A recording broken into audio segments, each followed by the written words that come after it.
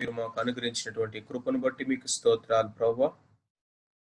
నాయన ప్రతిదినము మీరు మాకు అనుగ్రహిస్తూ వస్తున్నటువంటి యొక్క ఆత్మీయ మేలును బట్టి మీకు వందనాలు స్తోత్రాలు చెల్లిస్తా ఉన్నాం. మరొకసారి ప్రభువా మీ పాదాల దగ్గరికి మేము వస్తా ఉన్నాము. మాతో మీరు మాట్లాడండి. మీ మెల్లని స్వరాన్ని ప్రభువా మేము వినగలటుకు సహాయం చేయండి. ప్రభువా మేమేమై ఉన్నాం మీకు తెలుసు. మీ స్వరాన్ని మేము వినగలటుకు సహాయం చేయమని వ్యర్థుడు నిష్ప్రయోజకుని మీద ఆశని మీ సిలువ చాటును మరుగుపరచవలసిందిగా యేసు క్రీస్తు ప్రభు నామున ప్రార్థించి స్తుతించి అడిగి వేడుకొనుచున్నాం తండ్రి, ఆమేన్. ఈ సమయంలో మనము ఈ విశ్వాస వీరుల యొక్క జాబితాలో one of the giant of faith, విశ్వాస వీరుల్లో అగ్రగణ్యుడిగా ఉన్నటువంటి లిస్ట్లో మనము ఖచ్చితంగా మోషే యొక్క లైఫ్ ని మనం చూడవచ్చు. మోషే గురించి గనక మనం చూసినట్లయితే మోజెస్ అన్నటువంటి పేరుకు అర్థము డ్రాన్ ఫ్రమ్ ద వాటర్, నీళ్ళలో నుండి తీయబడినటువంటి వాడు. అతని యొక్క పేరెంట్స్ ని మనం చూసినట్లయితే అమ్రాము, కొబేత్. కానీ తను ఎక్కువ కాలం పెరిగింది ఫరో కుమార్తె దగ్గర పెరిగాడు. ఫరో యొక్క రాజ్య ప్రస్థానంలో తన యొక్క జీవితం ఎక్కువ కాలము జరిగింది. కానీ తన యొక్క బాల్యము తన యొక్క సొంత తల్లిదండ్రుల దగ్గర పెరగటం మనం చూస్తాం. తన యొక్క సిబ్లింగ్స్ అహరోను, ఆ తర్వాత మిరియాం. అతడు ఒక లేవికి పుట్టినటువంటి వాడు, లేవి వంశస్థుడని మనం చూస్తాము. 120 సంవత్సరాలు అతడు బ్రతికినట్లుగా మనం చూస్తాం. మోషే గురించి మనం బైబిల్లో గనుక మనం చూసినట్లయితే మొత్తం 842 రెఫరెన్సెస్ ఆర్ అన్నిసార్లు అతని గురించిన ప్రస్తావన మనం చూస్తాం. పాత నిబంధన గ్రంథంలో 762 సార్లు, క్రొత్త నిబంధనలో 80 సార్లు. సో కాబట్టి అందుకని ఒక ఆయన ఏమంటాడంటే, ఇంత ఎక్కువగా ఆయన గురించి చెప్పబడినటువంటి ఈ జీవితాన్ని మనం ధ్యానించాలంటే ఎక్కడ స్టార్ట్ చేయాలో ఎక్కడ ముగించాలో తెలియదు. ఎందుకంటే the entire scripture in the old testament and the new testament మనకి కనపడేటువంటి వన్ ఆఫ్ ద క్యారెక్టర్ ఎవరంటే మోసెస్. కాబట్టి మనం కూడా ఈ కొద్ది నిమిషాల్లో ఈ యొక్క జీవితాన్ని గురించి మనము అంతా ధ్యానం చేయటం మనకు కుదరదు. కానీ కొన్ని విషయాల్ని మనము ఈ యొక్క సాయంత్రకాల సమయంలో ప్రాముఖ్యంగా నేర్చుకుందాం. మోషే యొక్క జీవితాన్ని కనుక మనం చూసినట్లయితే ఈ యొక్క 140 సంవత్సరాలు పర్ఫెక్ట్ గా 3 భాగాలుగా 40 ఇయర్స్ మనం చూస్తాం. సో మోషే యొక్క మొదటి 40 సంవత్సరాలు మనము ఐగుప్తులో తను గడిపినటువంటి సంవత్సరాలుగా మనం చూస్తాం, ద ఇయర్స్ ఇన్ ఈజిప్ట్. ఆ తర్వాత మిగిలినటువంటి 40 సంవత్సరాలు లేకపోతే రెండవ 40 సంవత్సరాలు మనం కనుక చూసినట్లయితే మిద్యాను అరణ్యంలో తను ఆ యొక్క గొర్రెల కాపరిగా తన యొక్క మామ యొక్క మందను మేపుతూ ఆ యొక్క అరణ్యంలో తను గడిపాడు. ఆ తర్వాత మిగిలినటువంటి 40 సంవత్సరాలు కనుక మనం చూసినట్లయితే అతడు ఇశ్రాయేలు ప్రజలను నడిపించేటువంటి ఒక నాయకుడిగా, దేవుని చేతిలో ఒక బలమైన సాధనంగా, అతడు ఒక డెలివరర్గా మనం చూస్తా ఉన్నాం. సో కాబట్టి మొట్టమొదటిగా కనుక మనం చూసినట్లయితే ఫస్ట్ 40 ఇయర్స్ కనుక మనం చూసినట్లయితే హి was a prince. Second 40 years కనుక మనం చూసినట్లయితే హి వాజ్ అ వాండరర్. తర్వాత 40 ఇయర్స్ కనుక మనం చూసినట్లయితే హి వాజ్ అ డెలివరర్. దేవుని యొక్క అద్భుతమైనటువంటి సార్వభౌమాధికార చిత్తములో మగపిల్లలు పుట్టకూడదు అనుకొని తల్లులు ఆశపడేటువంటి భయంకరమైనటువంటి కష్టకాలంలో మోషే అమ్రోము యాకోబతులకు పుట్టాడు. అతడు పుట్టుకతోనే అతడు ఒక దైవికమైనటువంటి ప్రణాళిక కలిగినటువంటి బాలుడని వాళ్ళ తల్లిదండ్రులు గ్రహించారు. వాజ్ అ స్పెషల్ చైల్డ్ అనేది వాళ్ళకి అర్థమైంది. I don't know how they understood, but they understood it. ఆ తర్వాత కొంతకాలము అతన్ని దాచగలిగారు. కానీ a time has come, ఇంకా వేరే చేయగలిగింది ఏమి లేక అతన్ని ఒక జమ్ము పెట్టెలో పెట్టి నైలు నదిలో వదిలేశారు. దేవుని యొక్క సావరిన్ ప్లాన్ ఎంత అద్భుతంగా ఉంటుందో చూడండి. తన యొక్క పుట్టుకలో దేవుని యొక్క ప్రణాళిక మనం చూస్తాము. ఆ యొక్క తల్లిదండ్రులు అతన్ని దాచిపెట్టిన విషయంలో దేవుని యొక్క సార్వభౌమాధికారం చూస్తాము. వాళ్ళ చేతిలో అంతా దాటిపోయినప్పుడు, ఇక వారు దేవుని కృపకు అతన్ని అప్పగించినప్పుడు, దేవుడు ఎంత అద్భుతంగా అతన్ని ఫరో కుమార్తె దగ్గరికి అతన్ని తీసుకొచ్చాడో, ఆ తర్వాత మరలా ఫరో కుమార్తె దగ్గర నుండి తను కొంతకాలము పాలు విడిచే సమయం వరకు తన సొంత తల్లిదండ్రుల దగ్గర మరలా పెరగడానికి దేవుడు ఏ విధంగా తనకి అదంతా కనుక మనం చూస్తా ఉంటే ఒక పర్ఫెక్ట్ డ్రమాటిక్ స్కెచ్ లాగా కనిపిస్తుంది. కానీ అది ఏ మానవుడు నిర్ణయించింది కాదు. ఏ యొక్క మానవుడు దాన్ని ప్లాన్ చేసి ఎగ్జిక్యూట్ చేసింది ఏమాత్రము కాదు. అది మానవాతీతమైనటువంటి దైవ ప్రణాళిక అనేది మోషే యొక్క జీవితంలో మనం చూస్తాం. అందుకనే మోసెస్ యొక్క లైఫ్ యొక్క beginning it self was amazing. చాలా అద్భుతమైనటువంటి బిగినింగ్‌తో దేవుని యొక్క అదృశ్య హస్తము ఎంతో బలంగా అక్కడ పనిచేస్తూ తను ఎక్కడ ఏ విధంగా ఆ యొక్క మోషేని దేవుడు నడిపిస్తూ వస్తూ ఉన్నాడో బాల్యంలో మనము చూడగలుగుతాము. సో కాబట్టి he was a son of Levi. లేవీకి పుట్టినటువంటి వాడు. ఆ యొక్క మోషే తర్వాత ఫరో కుమార్తె కుమారుడిగా తన యొక్క 40 సంవత్సరాలు అక్కడ పెరగటం మనం చూస్తాం. ఆ టైంలో ఐగుప్తు దేశాన్ని పరిపాలన చేస్తున్నటువంటి ఆ యొక్క ఫారో ఎవరంటే రామ్సెస్ టూ. రామ్సెస్ టూ ఆ యొక్క రామ్సెస్ అనేటువంటి యొక్క పేరు నిజానికి కనుక మనం చూసినట్లయితే దాన్ని సన్ గాడ్ యొక్క కుమారుడు అంటే సూర్యపుత్రుడు అని పిలిచేటటువంటి పేరు వచ్చేటట్లుగా వాళ్ళు పెడతారు. ఎందుకంటే రా అంటే సన్ గాడ్, సెస్ అంటే అర్థం ఏంటంటే సన్ ఆఫ్ అనేటువంటి మాటను మనం చూస్తాం. కానీ మోజెస్ యొక్క దాంట్లో ఈఎస్ కలిపారు కానీ రా అనేది వాళ్ళు కలపలేకపోయారు. ఎంఓఎస్ అని అంటే డ్రాన్ అవుట్ ఆఫ్ అని. నీళ్ళలో నుండి నైలు నదిలో నుంచి లేకపోతే నీళ్ళలో నుండి పిలువబడి తీసుకోబడిన వాడు కాబట్టి అతనికి మోసెస్ అనేటువంటి పేరు అక్కడ పెట్టడం మనము చూస్తాము. ఆ టైంలో మోషే ఆ యొక్క రాజప్రస్థానంలో పెరుగుతూ ఉన్నాడు. ఆ తర్వాత తను డ్రమాటిక్ గా అక్కడ జరిగినటువంటి సంఘటనను బట్టి పారిపోవడం, ఆ తర్వాత మిద్యాను అరణ్యమునకు వెళ్ళడము, అక్కడ 40 సంవత్సరాలు తను ఒక ఒక షెపర్డ్ గా, ఒక గొర్రెల కాపరిగా తను ఆ అరణ్యంలో ఉంటా ఉన్నాడు. ఇక్కడ మనం ఒక పాఠంని నేర్చుకోవాలి ప్రియులారా.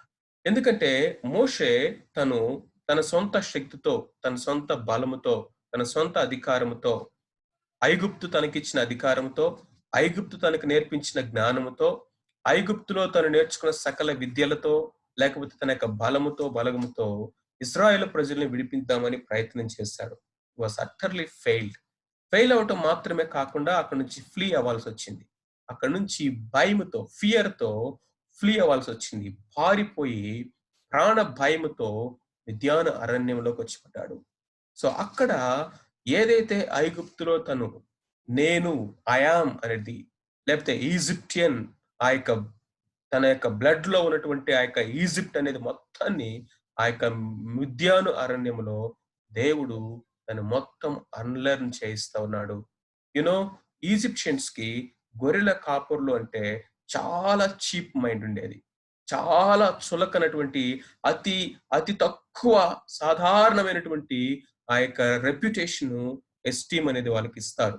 బట్ ఈజిప్షియన్ ప్రిన్స్ ఇప్పుడు ఆ యొక్క మిద్యాను అరణ్యంలో ఏం చేస్తున్నాడంటే ఆ యొక్క lowest of the lowest job ఆ యొక్క పనిని చేయడానికి సిద్ధపడ్డాడు. ఆ విధంగా 40 సంవత్సరాలు అట్లాగే గడిచిపోయినాయి. ఇప్పుడు గొర్రెలో కాపరిగా తను అలవాటైపోయాడు. గొర్రెల భాష నేర్చుకున్నాడు. గొర్రెలతో తిరగటం నేర్చుకున్నాడు. గొర్రెలను పెంచడం నేర్చుకున్నాడు. ఆ ఊరికినే తప్పిపోయేటటువంటి ప్రతిసారి అవి ఆ యొక్క జ్ఞానము లేనటువంటి ఆ యొక్క గొర్రెలని ఆ మేపటము, కాయటము, తనను సంరక్షించటము 40 సంవత్సరాలు అక్కడ తను గడిపాడు. 40 years it was not a small thing. ఆ తర్వాత దేవుడు మోషేని పిలుస్తున్నాడు. The call of God. మోషేని దేవుడు పిలిచినటువంటి ఆ యొక్క సందర్భంలో మనం నిర్గమాకాండము మనము 3వ అధ్యాయము మొదటి భాగాలను గనుక మనం చూసినట్లయితే దేవుడు అంటున్న మాట ఏంటంటే I have seen the affliction of my people. నా ప్రజల యొక్క శ్రమని నేను చూచాను. వారి కష్టాన్ని నేను చూశాను అంటున్నాడు. రెండవది I have heard their cry. వారి యొక్క మొరను నేను విన్నాను అంటున్నాడు. మూడోది I I know their sorrow, వారి దుఃఖమును నేను ఎరుగుదును అంటున్నాడు. And then fourthly I have come down to deliver them అన్నాడు. వారిని విడిపించుటకు నేను దిగి వచ్చాను. ఎంత గొప్ప దేవుడు మన దేవుడు చూడండి. రెండో అధ్యాయం చివరిలో గనుక మనం చూసినట్లయితే, వారి పితరులకు నేను చేసినటువంటి నిబంధనను జ్ఞాపకం చేసుకుంటా ఉన్నాను. అబ్రహాము, ఇస్సాకు, యాకోబులకు దేవుడు చేసిన వాగ్దానాన్ని, ఆయన చేసిన నిబంధనని జ్ఞాపకం చేసుకొని, ఇదిగో ఆ ప్రజలని దేవుడు అంటున్నాడు, నేను చూచాను, నేను విన్నాను, నేను ఎరిగి ఉన్నాను. నేను చూచాను, I have seen, I have heard, నేను విన్నాను. అంతేకాదు, నేను ఐ హావ్ నోన్, నేను వారి యొక్క దుఃఖమంతటిని ఎరిగి ఉన్నాను. అందుకనే దేవుడు ఏంటంటే ఐ హావ్ కమ్ డౌన్, నేను దిగి వచ్చాను. మన యొక్క జీవితాల్లో కూడా అనేక పరిస్థితుల్లో మనం అనుకుంటాం, where is God, where is God when something is going in my life. కొన్ని సార్లు అనిపిస్తుంది, వేర్ ఈస్ హీ, నా ప్రార్థన ఎక్కడికి వెళ్ళిపోతుంది, ఎటు వెళ్ళిపోతా ఉంది, వింటున్నాడా లేదా, లేకపోతే ఈ పరిస్థితుల్లో వేర్ ఈస్ హీ. 400 ఇయర్స్ అండి, 400 సంవత్సరాలు వారు వెట్టి చాకిరీ చేశారు, బానిస బ్రతుకుల్లో ఉన్నారు. భయంకరమైనటువంటి వారి యొక్క వెన్ను వంగిపోయే వరకు, వారి నడుములు విరిగిపోయే వరకు, వారి భుజాలు జారిపోయే వరకు ఆ భయంకరమైన వెట్టి చాకిరితో పిరమిడ్స్ కట్టారు. ఆ యొక్క పీతోలు, రామ్సెస్ అనే 2 సిటీస్ ని వాళ్ళు కట్టారు. అలాంటి వెట్టి చాకిరిలో ఇక వారు చేసేదేమో లేక దేవునికి మొర్ర పెట్టినప్పుడు దేవుడు అంటున్నాడు, నేను వాళ్ళని చూశాను, నేను వారి యొక్క మొరను విన్నాను, నేను వారి యొక్క దుఃఖాన్ని ఎరిగి ఉన్నాను, కాబట్టి నేను దిగి వచ్చాను. దిగి వచ్చిన దేవుడు ఇప్పుడు ఏమంటే, నువ్వు నాకు కావాలి అంటున్నాడు. Therefore come, come therefore. ఇప్పుడు దేవుడు చెప్తున్న మాట అంటే, ఇవన్నీ నేను చూశాను, విన్నాను, ఎరిగాను, దిగి వచ్చాను, కాబట్టి కమ్, ఇప్పుడు రా, నేను నిన్ను పంపిస్తాను. ఇక్కడ పంపించేది కూడా నేనే. How beautiful these words. I I have seen, I have heard, I have known, I have come, so I will send. నేను నిన్ను పంపిస్తాను, ఎందుకంటే I'm going to use you. ఇది దేవుడు మోషేకి ఇస్తున్నటువంటి పిలుపు. మోషే ఎన్ని విధాలుగా సాకులు చెప్పాడో, ఏ విధంగా అవంతా మనకు తెలుసు. కానీ మోషే అల్టిమేట్ గా హి టుక్ ఎ డెసిషన్. ఇక్కడ ఒక నిర్ణయం తీసుకున్నాడండి. సో బేసికల్ గా ఈరోజు మన యొక్క టైటిల్ ఏంటంటే ద డెసిషన్ ఆఫ్ ఫెయిత్. విశ్వాస సంబంధమైనటువంటి నిర్ణయాలు ఎలా ఉంటాయి, విశ్వాసం అనేది ఎలాంటి నిర్ణయాల్ని మన జీవితంలో తీసుకోవటానికి పురికొల్పుతా ఉంది అనేది మనం చూద్దాం. ఇందాక మనం చదివినటువంటి వాక్య భాగము హెబ్రీయులకు రాసిన పత్రిక 11వ అధ్యాయం 24 నుంచి 26 వరకు, లేకపోతే 27 వరకు కనుక మనం చూసినట్లయితే ఇక్కడ ఒక మాట రాస్తుంది. మోషే పెద్దవాడైనప్పుడు విశ్వాసమును బట్టి, look at those highlighted words, విశ్వాసమును బట్టి, బై ఫెయిత్ మోసెస్. విశ్వాసం అనేది ఎలాంటి నిర్ణయాలు తీసుకోవడానికి మనల్ని పురికొల్పుతుందో, మనలో కార్యకారం అవుతుందో మనం ఇక్కడ గమనించాలి. ఎందుకంటే చాలాసార్లు మన జీవితంలో కూడా విశ్వాసం ఉంది అని మనం చెప్పుకుంటాం, మనం కూడా నమ్ముతున్నాము అని చెప్పుకుంటాం. దేవుని మీదే నేను ఆధారపడుతున్నాను, దేవుని చిత్తమే నేను చేస్తాను, దేవుని నడిపింపును బట్టే నేను ముందుకు వెళ్తాను, దేవుడు ఏది మాట్లాడితే వాక్యానుసారంగానే నేను నా జీవితాన్ని జీవించడానికి ఇష్టపడతాను అని మనం చాలాసార్లు నిర్ణయాలు తీసుకుంటాము. ఆ విధమైన దృఢ సంకల్పంతో మన జీవితాన్ని మనం ముందు కొనసాగించడానికి తీర్మానం చేసుకుంటాము. కానీ but at the end of the day మన జీవితంలో ఆ యొక్క నిర్ణయాలు తీసుకోవాల్సినటువంటి కమిట్మెంట్స్ తీసుకోవాల్సిన టైం వచ్చినప్పుడు మన యొక్క విశ్వాసము సరైందేనా అన్నట్లుగా మన యొక్క నిర్ణయాలు ఉంటాయి. ఎందుకంటే కొన్నిసార్లు ఇగ్నోరెన్స్ లో చేయొచ్చు, కొన్నిసార్లు ఇంటెన్షనల్ గా మనము విశ్వాసం నుండి తొలగిపోవచ్చు. కానీ మరొకసారి మోషే యొక్క జీవితంలో నుండి విశ్వాసము ఎలాంటి నిర్ణయాలు తీసుకుంటా ఉంటుందో చూద్దాం రండి. మొట్టమొదటిది, ఐగుప్తు ధనము కంటే క్రీస్తు విషయమైన నింద గొప్ప భాగ్యమని ఎంచుకుంటుందంట. ఎంచుకొనుట. ఇక్కడ గనక మనం చూసినట్లయితే ఇంగ్లీష్ లో మనం కనుక చూస్తే కొన్ని వర్డ్స్ ముందు తెలుగులో, కొన్ని వర్డ్స్ వెనక ఇట్లా వస్తాయి. చూడండి, by faith Moses when he had come of age refused to be called the son of Pharaoh's daughter, choosing rather to suffer affliction with the people of God than to enjoy the pleasures of sin for a season, esteeming the reproach of Christ greater riches than the treasure of Egypt, for he had respect unto the recompenses of the reward. తెలుగులో అంటున్నాడు, మోషే పెద్దవాడైనప్పుడు విశ్వాసమును బట్టి ఐగుప్తు ధనము కంటే క్రీస్తు విషయమైన నింద గొప్ప భాగ్యమని ఎంచుకొని అల్పకాల పాపభోగం అనుభవించుట కంటే దేవుని ప్రజలతో శ్రమ అనుభవించటం మేలని యోచించి ఫరో కుమార్తె యొక్క కుమారుని అనిపించుకున్నట్టుకు ఒప్పుకొనలేదు. ఏలయనగా అతడు ప్రతిఫలంగా కలగబో బహుమానమందు దృష్టి ఉంచెను. 27వ వచనం కూడా ఇక్కడ డిస్ప్లే అయితే బాగుండేది. 27వ వచనంలో కూడా కొన్ని ఉన్నాయి. విశ్వాసమును బట్టి అతడు అదృశ్యమైన వాటిని చూచుచున్నట్టు స్థిరబుద్ధి గలవారై రాజాగ్రహమునకు భయపడక ఐగుప్తును విడిచిపోయెను. విశ్వాసం అంటే నువ్వు ఏది ఎంచుకుంటున్నావో అదే సరైనటువంటి విశ్వాసము. నువ్వు ఏది యోచిస్తా ఉన్నావో అది నీ విశ్వాసం మీద ఆధారపడి ఉంటుంది.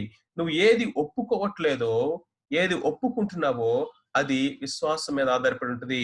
దేని మీద నువ్వు దృష్టి ఉంచావో, దేన్ని రెస్పెక్టబుల్ గా ఎంచుతున్నావో అది మన యొక్క విశ్వాసాన్ని ఇదిగో దృఢపరుస్తా ఉంది. ఇంగ్లీష్ లో చాలా బాగుంది. What you refuse, what you refuge.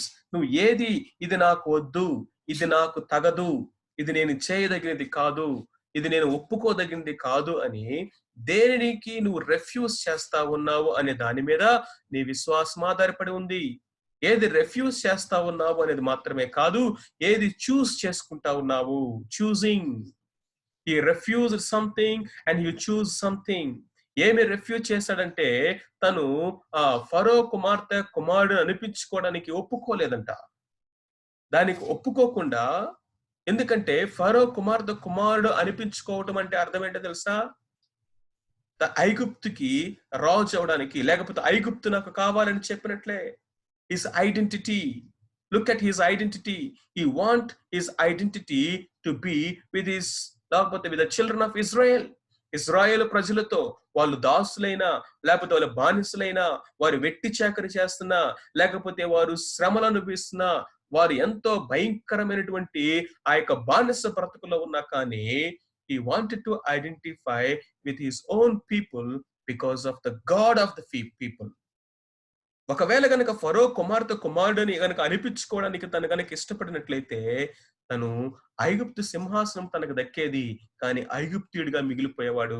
తను లేవీడిగా ఉండేవాడు కాదు, ఇశ్రాయేలుడిగా ఉండేవాడు కాదు, దేవుని ప్రజల్లో ఒకడిగా ఉండేవాడు కాదు. ఈ రోజున మన యొక్క ఐడెంటిటీని ఎక్కడ మనము చూపించుకుంటా ఉన్నాం?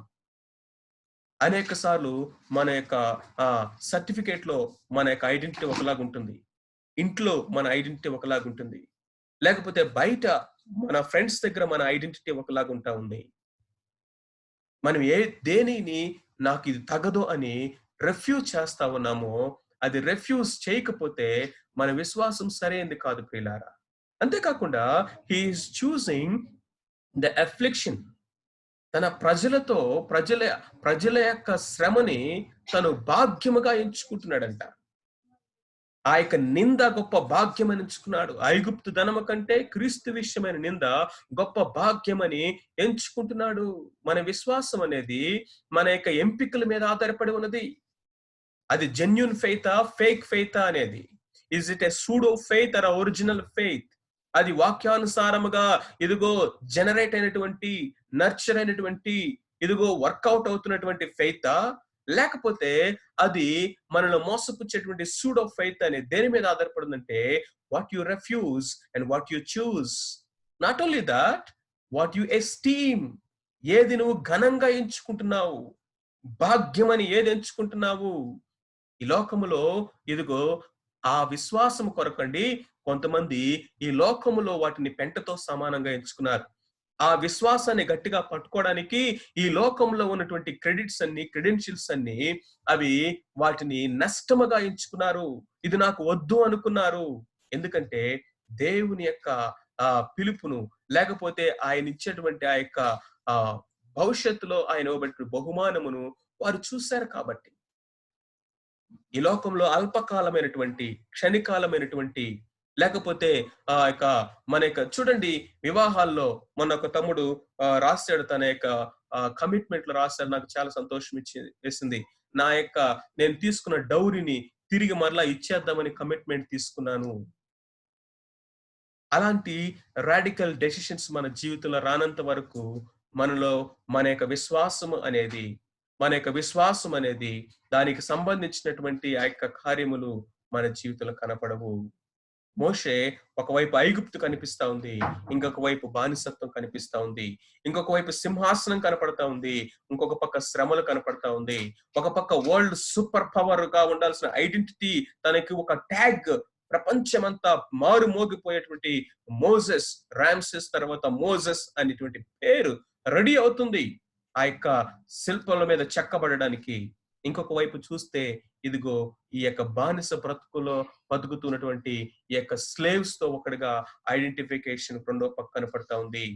కానీ మోషే he was not a fool to choose the afflictions and the shame and nothingness of the people of Israelites. ఎందుకో తెలుసా? దేవుని యొక్క వాక్యం ఏంటో తెలుసా? అతడు బహుమానముగా కలుగుబోవని యందు దృష్టి ఉంచెను. అతడు ప్రతిఫలముగా కలగబో బహుమానమందు దృష్టి ఉంచెను. విశ్వాసం అనేది ఏంటంటే అదృశ్యమైన దాన్ని చూపించేది విశ్వాసము. విశ్వాసం అనేది ఈ రోజు నీకు కళ్ళ ముందు ఇచ్చేటువంటి ఆ టెంపరల్ బ్లెస్సింగ్ ని చూడటం కాదు. ఈ రోజు నీకు ఇచ్చేటువంటి ఆ యొక్క జాబ్ కాదు. ఈ రోజు నీకు వచ్చే ప్రమోషన్ కాదు. ఈ రోజు నీకు వచ్చేటువంటి ఆ యొక్క కొంచెం ధనము కాదు. లేకపోతే ఈ రోజు నీకు వచ్చే ఫైనాన్షియల్ స్టెబిలిటీ కాదు. ఈ రోజు నువ్వు కళ్ళ ముందు చూడగలిగినటువంటి ఒక రకమైనటువంటి ఆ యొక్క సెటిల్ అయిపోయినటువంటి సెటిల్ స్థితి కాదు. ఫెయిత్ అనేది అదృశ్యమైన దాన్ని చూపిస్తుంది. ఇంకా దేవుని యొక్క ఉద్దేశాలను మనం చూడగలిగేటట్టుగా చేస్తుంది. అందుకనే ఈ మాట చెప్తా ఉంది, రాజు ఆజ్ఞకు భయపడలేదంట, ఐగుప్తును విడిచి వెళ్ళెను.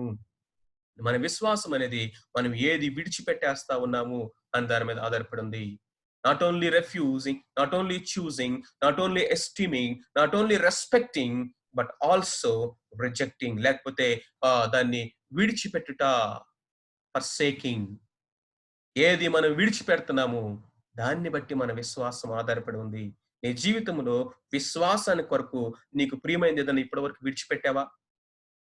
నీ జీవితంలో ఇదిగో నా ప్రభువు కొరకు, నా యొక్క నేను నమ్మినటువంటి నా విశ్వాసం కొరకు ఇది నాకు తగదు అని దాన్ని నువ్వు ఎప్పుడైనా సరే ఒప్పుకోకుండా రెఫ్యూజ్ చేసావా?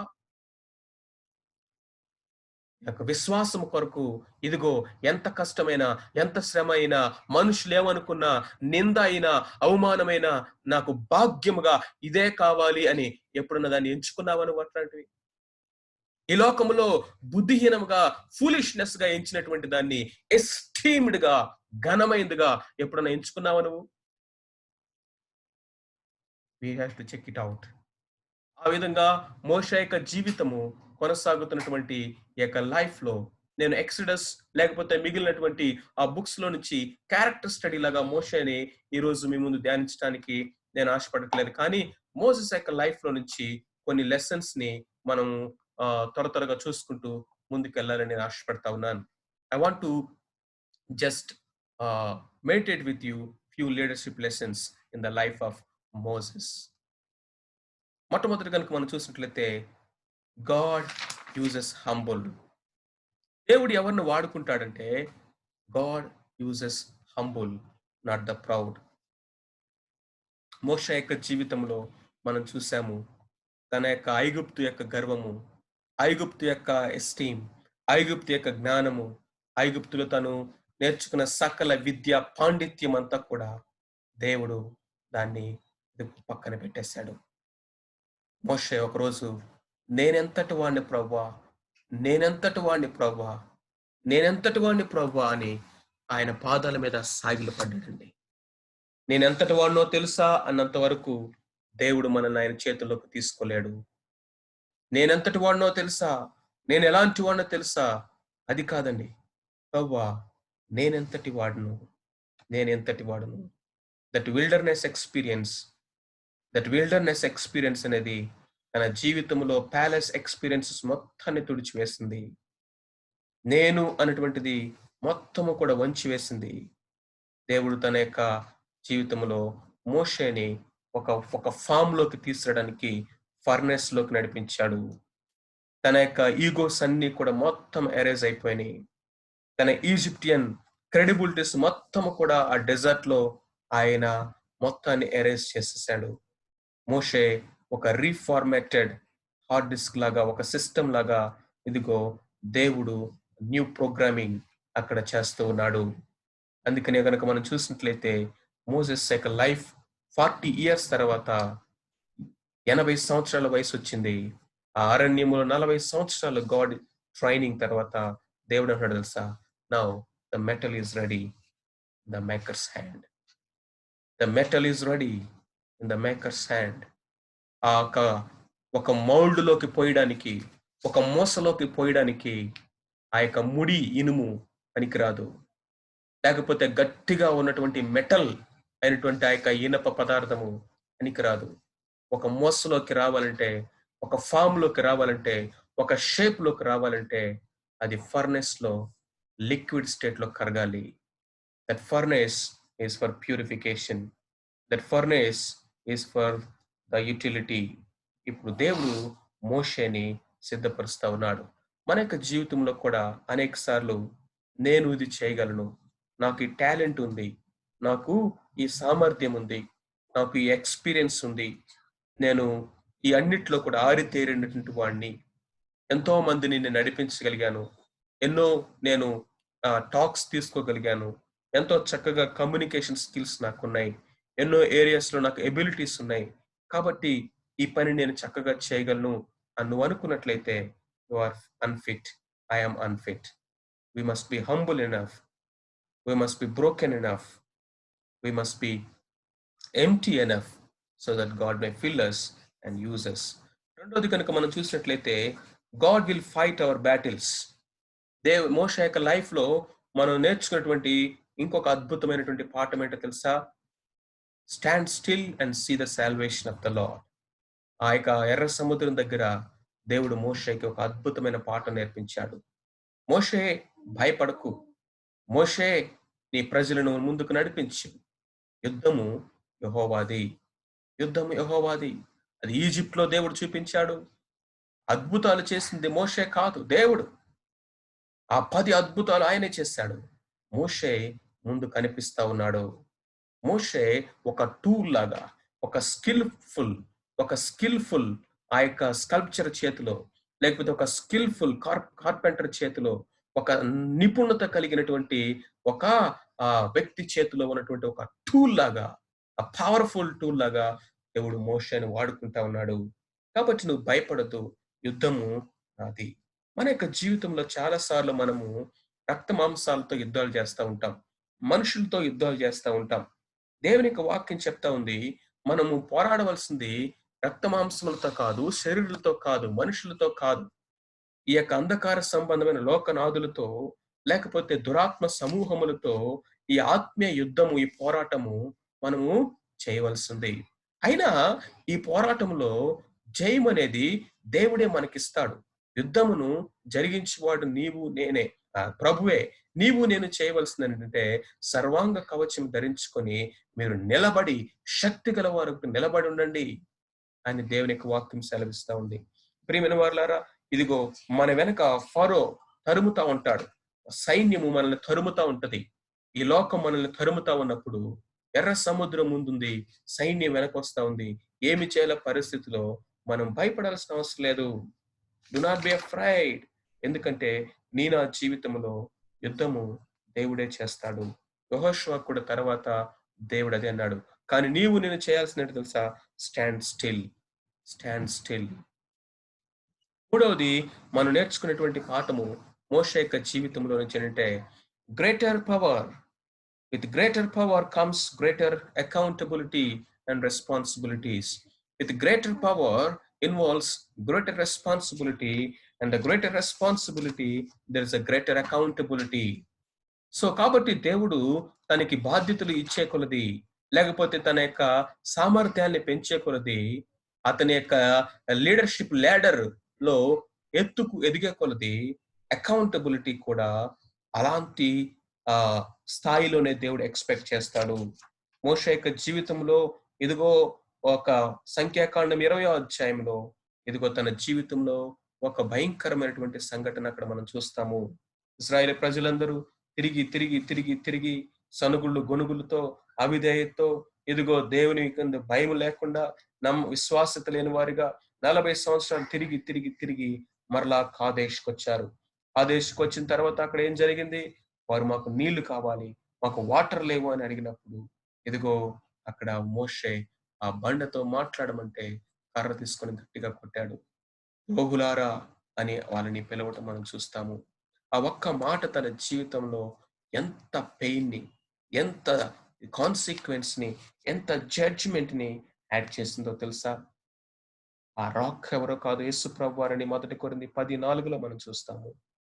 మోసెస్ హి స్ట్రైక్ జీసస్. ఆ బండతో మాట్లాడమంటే కర్రతో కొట్టాడు. You know how much it cost him? ఆ ప్రామిస్ ల్యాండ్‌కి వెళ్ళకుండా దేవుడు అతన్ని ఆపేశాడు. ఎందుకో తెలుసా?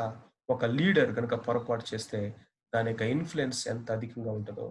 ఒక ఇంటిలో ఇదిగో భర్త యొక్క అవిధేయత ఆ కుటుంబం మీద ఎంత ఇన్‌ఫ్లూయెన్స్ చూపిస్తది. ఇదిగో ఒక సంఘములో ఒక నాయకుడుగా ఉన్నటువంటి, ఒక ఎల్డర్‌గా ఉన్నటువంటి, లేకపోతే ఒక సీనియర్ లీడర్‌గా ఉన్నటువంటి, ఇదిగో ఒక సీనియర్ యూత్ లీడర్‌గా, లేకపోతే ఒక సీనియర్ సిస్టర్‌గా, బ్రదర్‌గా నువ్వు ఉన్నట్లయితే, ఒక సేవకుడుగా ఉన్నట్లయితే, ఆ యొక్క అవిధేయత యొక్క ఫలము, దాని యొక్క ఇన్‌ఫ్లూయెన్స్ అనేది అది చాలా భయంకరంగా ఉంటది. చాలా ప్రభావము నెగెటివ్ లేకపోతే దాని యొక్క కాన్సిక్వెన్సెస్ అనేవి చాలా అత్యధికంగా ఉంటాయి. ప్రియులారా, ఇది మనం గుర్తుపెట్టుకోవాలి. With greater power, with greater responsibility comes greater accountability. అది మోషే యొక్క జీవితంలో మనం నేర్చుకున్నటువంటి పాఠము. అంతేకాకుండా మనం గనక చూసినట్లయితే లీడర్‌షిప్‌లో మనము ఆడ్ సిట్యుయేషన్స్ వస్తాయి. There are odds. Many odd circumstances.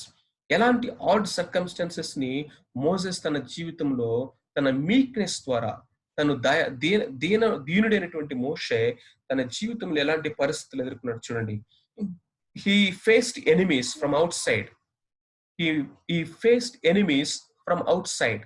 వాళ్ళతోటి యుద్ధాలు చేశాడు.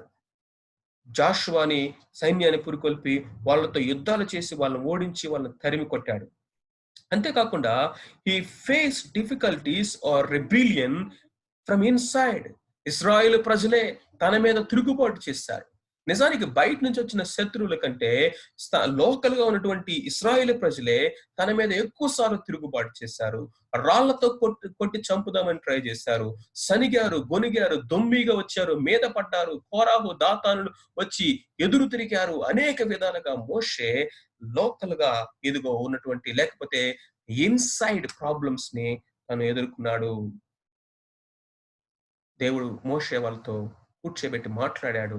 దేవుని కట్టడలు, న్యాయ విధులు వాళ్ళకి నేర్పించాడు. ఆ తర్వాత ఇన్నర్ సర్కిల్‌లో నుంచి లీడర్స్ కోరాహు, దాతాన్ల ద్వారా తిరుగుబాటు వచ్చింది. దేవుడే దాన్ని డీల్ చేశాడు. ఇప్పుడు అన్నిటికంటే ప్రాముఖ్యంగా ఇన్నర్ మోస్ట్ సర్కిల్‌లో నుంచి ఇప్పుడు సమస్యలొస్తున్నాయి. ఇదిగో మిరియాము, అహరోనులు ఇప్పుడు తిరుగుబాటు చేశారు. From his own family. Look at this circles. Look at this spiral. ఈ స్పైరల్ సర్కిల్స్ గనుక మనం చూసినట్లయితే ఔటర్ మోస్ట్ సర్కిల్‌లో బయట నుంచి యుద్ధాలు వచ్చినాయి. వాటిని యుద్ధం చేసి ఓడించి డీల్ చేశాడు. ఇన్నర్ సర్కిల్‌లో నుంచి ఇశ్రాయేలు ప్రజలు తిరుగుబాట్లు చేశారు. వారికి ఇదిగో వారి కోసం ప్రార్థన చేశాడు. వారికి దేవుని విధులు నేర్పించాడు. ఇప్పుడు ఇన్నర్ సర్కిల్‌లో నుంచి ప్రాబ్లమ్స్ వస్తా ఉన్నాయి. ఇప్పుడు ఇన్నర్ మోస్ట్ సర్కిల్‌లో నుంచి ప్రాబ్లమ్స్ వస్తా ఉన్నాయి. కానీ మోషే అక్కడ సైలెంట్‌గా ఉన్నాడు. At times he was silent. At times he was praying. At times he was speaking. At times he was fighting. Look at this leader. At times he was silent. At times he was praying. At times he was speaking. At times he was fighting. The leader is the one who knows how to react to the odd situations. మన జీవితంలో అన్ని సిట్యుయేషన్‌లో ఫైటింగ్‌లు చేయకూడదు. మన జీవితంలో అన్ని situations లో మనం మాట్లాడి గొడవ చేసి అరిచి మన నిర్దోషత్వాన్ని రుజువు చేసుకోవాల్సిన అవసరం లేదు. At times you must be silent when it is innermost circle. It is so precious to you. You must be silent. If it is a family, if it's a close circle. మోషే ఎంత దీనుడిగా అక్కడ కనిపిస్తా ఉన్నాడు. ఆ తర్వాత మనం నేర్చుకోవాల్సినటువంటి lesson ఏంటో తెలుసా? ఆ leader is the one who led by the lord first. మనం ఎల్‌టి క్యాంప్‌లో చూసాము. దేవుని చేత నడిపించబడేవాడు. దేవుని స్వరాన్ని వినేటటువంటి వాడు. Intimacy with God. Intimacy with God. ఒక నాయకుడుగా మోషే యొక్క జీవితంలో మనం ఏం చూస్తామో తెలుసా? గాడ్. దేవుని సన్నిధికెళ్ళి తను మోకరించి ప్రార్థన చేయటం. దేవుని సన్నిధిలో ముఖాముఖిగా దేవునితో మాట్లాడినటువంటి వాడు. దేవునితో మాట్లాడినటువంటి వాడు. స్నేహితుడితో మాట్లాడినట్టుగా మాట్లాడాడని దేవుని యొక్క వాక్యం సెలవిస్తుంది. నిర్గమకాండం 33:11లో, ద్వితీయోపదేశకాండం 34:10లో దేవుడు అంటున్నాడు, నేను గూఢమైన సంగతులతో మాట్లాడినట్లుగా నిన్ను నా సేవకుడైన మోషేతో మాట్లాడలేదు. ముఖాముఖిగా మాట్లాడాడు. 40 దినాలు, 40 రాత్రులు ఇదిగో మోషే దేవుని సన్నిధిలో 2 సార్లు గడిపాడు. తన ముఖము ఎంత మహిమతో ప్రకాశించిందో మనం చూస్తాము. ఇదిగో మోషే తనకి స్నేహితుడిగా ఉంటున్నాడు. స్నేహితునితో మాట్లాడినట్లుగానే దేవుడు మాట్లాడాడు. ఇదిగో మోషే తన యొక్క ఇల్లంతట్లో అంత నమ్మకమైనటువంటి దాసుడిగా పనిచేయడానికి కారణం ఏంటో తెలుసా? అంత గొప్ప నాయకుడిగా ప్రపంచంలో గ్రేటెస్ట్ లీడర్ ఎవరంటే ఇప్పటికీ కూడా మోసెస్ అని ఇనానమస్ గా ప్రపంచమంతా కూడా ఒప్పుకోవడానికి కారణం ఏంటో తెలుసా? The spiritual leadership flows out of intimacy with God. దేవునితో మన యొక్క వ్యక్తిగత సంబంధం ఎలా ఉంది? ఆ తర్వాత కనుక మనం చూసినట్లయితే look at this type different locations for the same address. Different locations same address. ఇశ్రాయేలు ప్రజల యొక్క జీవితాలను కనుక మనం చూస్తే ఆ అరణ్యంలో ఎట్లా తిరిగారు. సర్క్యులర్ మోషన్ లో తిరిగారు. ఒక లొకేషన్ నుంచి ఇంకొక లొకేషన్కి వెళ్ళారు. ఒక లొకేషన్ నుంచి ఇంకొక లొకేషన్కి వెళ్ళారు. అక్కడ నుంచి ఇక్కడికి వెళ్ళారు. కానీ అల్టిమేట్ గా తిరిగి మరలా 40 సంవత్సరాల తర్వాత ఎక్కడికి వచ్చారా అంటే they came to the same place where they started their journey. 40 సంవత్సరాలు. ఇదిగో దేవుని యొక్క వాక్యం మనకు సెలవిస్తా ఉంది. ద డిజోబీడియన్స్ అనేది, అవిధేయత అనేది, disobedience causes circular motion in our life. Disobedience causes circular motion. ఈ మన ఇక ఇదిగో ఈ లోకములో మనం గనక దేవుని యొక్క చిత్తానికి అవిధేయతగా మనం వెళ్తున్నట్లయితే, ఎరిగి ఆయన చిత్తానికి అవిధేయులమైపోతే, అవిధేయులుగా డిజోబీడియన్స్ లో మనం వెళ్తున్నట్లయితే మన జీవితం ఎక్కడ ఉంటుందంటే even after 10 years will be at the same place. అదే ఆత్మీయ స్థితిలో ఉంటాము. అదే విధమైనటువంటి మన యొక్క ఆత్మీయ ఉన్నతిలో అక్కడే ఉంటాము. ఆర్థికంగా అక్కడే ఉంటాము. అన్ని విధాలుగా will just come back to the same place. Why? Because your motion is true. నువ్వు ముందుకు నడుస్తున్నావు, నువ్వు కదులుతున్నావు, ప్లేస్లు మారుతున్నాయి. వాళ్ళు ఒక ప్లేస్ నుంచి ఇంకొక ప్లేస్, ఆ ప్లేస్ నుంచి ఇంకొక ప్లేస్, ఆ ప్లేస్ నుంచి ఇంకొక ప్లేస్ కి వెళ్తున్నారు. వాళ్ళు అనుకుంటున్నారు we are move, but move to where? ఎక్కడికి మూవ్ అవుతున్నారు? ఏ డైరెక్షన్ లో మూవ్ అవుతున్నారంటే they are moving in a circular direction. ఒక వస్తువుని ఒక సర్క్యులర్ మోషన్ లో తిప్పుతూ ఉంటే ఆ వస్తువు కదులుతూనే ఉంటది. డిస్ప్లేస్మెంట్ ఉంటది. ఒక ప్లేస్ కి ఇంకొక ప్లేస్ జరుగుతుంది. కానీ అది ఎక్కడ స్టార్ట్ అయిందో మరలా అక్కడికే వస్తుంది. అవిధేయత అనేది ఒక విశ్వాస యొక్క జీవితంలో మనల్ని ఆ యొక్క వలయాకారంలో తిప్పుతూ ఉంటది. నీ శ్రమ వేస్ట్, నీ టైం వేస్ట్, నీ ప్రయాస వేస్ట్. నీ జీవితంలో నువ్వు మేలుకునేసరికి తిరిగి అక్కడికే వస్తావు. ఆ పాటికి నువ్వు ముసలోడు అయిపోతావు. నువ్వు ముసలిదానివి అయిపోతావు. ఉపయోగం ఏంటి? This is danger. 40 సంవత్సరాలు తిరిగి మళ్ళీ అక్కడికి వచ్చేసరికి లాస్ ఏంటో తెలుసా? Generation last. Generation last. ఒక జనరేషన్ మొత్తము ఎగిరిపోయింది. A generation lost in a circular motion. They moved their location to location, at different locations, but the same address. A backsliding life, a disobedient life. ఒప్పుకున్న పాపాలనే మరలా ఒప్పుకోవటం, పడిపోయిన పాపములోనే మరలా పడిపోవటము. ఇదిగో ఆ పాపమును జయించిన స్థితిలో, ఆ బలహీనతలో అక్కడే తిరుగుతూ ఉంటే will be in the place same address. ప్రియమైన వారలారా, ఇంకొక పాఠం మనం నేర్చుకునేది ఇదిగో ఇశ్రాయేలు ప్రజల నుంచి overcoming the slave mentality. Overcoming the slave mentality. ఈ వాళ్ళు బానిస బ్రతుకు అలవాటు అయిపోయి ఎలాంటి స్థితిలోకి అల్టిమేట్ గా వెళ్ళిపోయారంటే వాళ్ళు ఐగుప్తులో నుంచి బయటకు వచ్చారు. కానీ ఐగుప్తు యొక్క మెమొరీస్ లో నుంచి బయటకు రాలా. ఐగుప్తు యొక్క సిస్టమ్ లో నుంచి బయటకు రాలా. ఐగుప్తు యొక్క ఆశల్లో నుంచి బయటకు రాలేదు. ఐగుప్తు యొక్క లైఫ్ స్టైల్లో నుంచి వాళ్ళు బయటకు రాలేదు. వారు కనాను దేశం గురించి మాట్లాడిన దానికంటే కొన్ని వందల రెట్లు వారు ఐగుప్తు దేశం గురించే వాళ్ళ జర్నీలో మాట్లాడారు. They talk more about Egypt than the anticipated promised land Canaan. ఎందుకో తెలుసా? Still they are in the same mentality.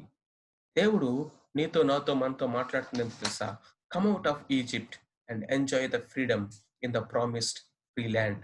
దేవుడు వాగ్దానం చేసినటువంటి ఆ యొక్క జయ జీవితాన్ని, పాపం మీద జయాన్ని, లోకం మీద జయాన్ని, ఇదిగో శత్రువు మీద జయాన్ని కలిగి ఈ లోకములో స్వాతంత్రాన్ని మనం జయించాలి. ఒకప్పుడు బానిసే పాపానికి, కానీ we are no more slave to sin. We are no more slaves to sin. పాపమునికి ఎన్నటికీ మనం బానిసలము, దాసులము కాదని దేవుని యొక్క వాక్యం చెప్తా ఉంది. Enjoy the freedom that is purchased by the blood of Jesus Christ on the cross of Calvary. And then it's our destination. మనం తీసుకున్నటువంటి నిర్ణయాలు అనేవి మన యొక్క అంతిమ గమ్యాన్ని నిర్ణయిస్తాయి. Look at the passion of this man of God. ఈ దైవజనుడి యొక్క ప్యాషన్ ని గనుక మనం చూసినట్లయితే అక్కడ ఏమంటున్నాడు తెలుసా? నీ మహిమను నేను చూడాలి. Show me your glory, show me your glory. నిర్గమకాండం 33:15 నుంచి మనం చూసినట్లయితే, నిర్గమకాండం 33వ అధ్యాయంలో మనం చూసినట్లయితే, నిర్గమకాండం 33:18వ అధ్యాయంలో కనుక మనం చూసినట్లయితే అక్కడ 3 మాటలు కనిపిస్తాయి. నిర్గమకాండం 33, 32 అధ్యాయాల్లో 3 ప్రాముఖ్యమైనటువంటి మాటలు. నీ సన్నిధి మాతో రాని ఎడల మమ్మను పంపించు. రెండవది, నీ పేరు ప్రభువా, నీ నామము ఏమైపోద్ది వీళ్ళ నువ్వు కనుక నీ యొక్క ఉగ్రత చేత చంపేస్తే. మూడోది అంటున్నాడు, నీ మహిమను నాకు కనపరచు. చూసారా? నీ సన్నిధి, నీ పేరు, నీ మహిమ. నీ మహిమను నేను చూడాలి, నీ మహిమను నేను చూడాలి. అక్కడ పార్షియల్ గా దేవుడు చూపించాడు. ఆ రూపాంతరపు కొండ మీద, ఆ తాబోరు పర్వతం మీద దేవుడు తన యొక్క సంపూర్ణమైనటువంటి తేజో మహిమను కల్లారా చూడటానికి మోషేకి అవకాశం ఇచ్చాడు. మన విశ్వాసం ఏం కోరుకుంటా ఉంది? ఫైనల్ గా మోషే యొక్క జీవితాన్ని గురించి దేవుడిచ్చిన సాక్ష్యం ఏంటి తెలుసా? సంఖ్యాకాండం 12వ అధ్యాయం 7వ వచనంలో, ద్వితీయోపదేశ కాండం 34, 12వ ఆ యొక్క వచనంలో, హెబ్రీయులకు రాసిన పత్రిక 1వ అధ్యాయంలో దేవుడు మోషే గురించి చెప్పిన మాటను తెలుసా? మీకే ఈ భూమి మీద ఎదిగో మిక్కిలి సాత్వికుడు, అంతేకాకుండా నా ఇల్లంతట్లో మిక్కిలి నమ్మకమైన వాడు, అంతేకాకుండా ఆయన ప్రవక్తలందరిలో greatest. He was the meekest, he was the greatest, and he was the most faithful in the entire household of God. దేవుడి నుంచి ఇంతకంటే గొప్ప రివార్డ్ ఏం కావాలండి? మోషే వంటి ప్రవక్త ఒక్కడు కూడా లేడని దేవుడు తేల్చి చెప్పేశాడంతే. There is no prophet like unto Moses. There is no one meek like Moses. మనుషుల్లో మోషే అంత సాత్వికుడు కానీ, మోషే అంత నమ్మకమైన వాడు కానీ, మోషే అంత గొప్ప ప్రవక్త కానీ లేడు. తన కుమారుణ్ణి పోల్చుకోవాల్సి వస్తే దేవుడు ఎవరితో పోల్చాడో తెలుసా? మోషేతోనే పోల్చాడు. మీ వంటి ప్రవక్త ఒకడు, మోషే వంటి ప్రవక్త ఒకడు మీలో నుండి వచ్చింది. మోషే నా ఇల్లంతట్లో నమ్మకమైన వాడు, కానీ నా కుమారుడైతే, లుక్ అట్ దిస్, దీనత్వంతో యేసుక్రీస్తు ప్రభువారు మోషేతో పోల్చుకున్నాడు. విశ్వాస్యతలో యేసు ప్రభువారు మోషేతో తను పోల్చుకున్నాడు. ప్రవక్తగా మోషేతోనే తను పోల్చుకున్నాడు. మోషే ప్రభువుకి ఈక్వల్ అని కాదు, but is a type of Jesus Christ. యేసు క్రీస్తు ప్రభువుని ప్రతిబింబింపచేసినటువంటి అద్భుతమైనటువంటి జీవితం. ఈరోజు నిన్ను నన్ను ఛాలెంజ్ చేస్తా ఉంది. What kind of test money that we can receive from the lord. ఈ భక్తుని యొక్క జీవితము ఇప్పటికీ మనకు దీవెనకరంగా ఉంది.